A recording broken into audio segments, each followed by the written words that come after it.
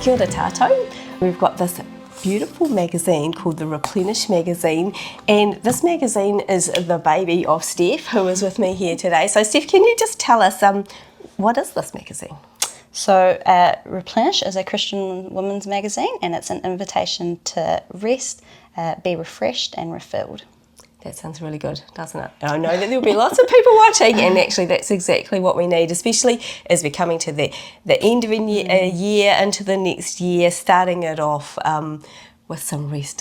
Sounds like a really good idea. So who is this magazine for? Pretty much for busy ladies, I'm going to guess. Yeah, so women of all ages really, but targeted in the form of a magazine for those that have really busy lives and don't get a chance to sit down and spend lots of time with the Lord.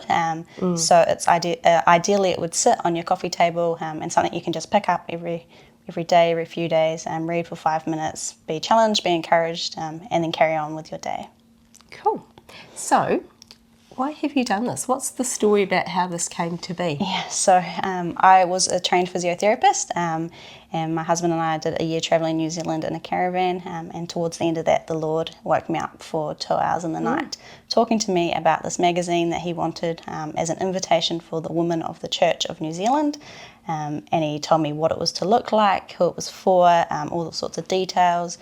He told me that I was to do 4 a year for 3 years, so the 4th volume has just been printed, and that's the first year complete. So yeah. So this is really God thing, and you've followed God's calling, and you're putting it out there and saying, now, where will God take this, and what difference will this make for people? Yeah. So should someone buy this and it sits on their coffee table and they pick it up as they're relaxing over January, what kind of things are they likely to find in it? So they'll find things like testimonies, so different people throughout the country have written into it, and if the Lord puts that on your heart, I'd love you to do that too, as well as there's articles on all sorts of different topics, encouragements, activations, questions to sit and ponder, quite a range of different things. Okay, so different things that are designed to make you think, to help you just kind of pause and think, I guess, particularly about your relationship with God, isn't it? Yeah, that sounds really good. It sounds like the perfect thing to be reading over January, particularly. So this is a wonderful magazine, and you can see it looks beautiful. It's very beautifully done, and even the feel of the paper and things, I think, especially for some of us who really like the feel of an actual book, it's just beautifully laid out.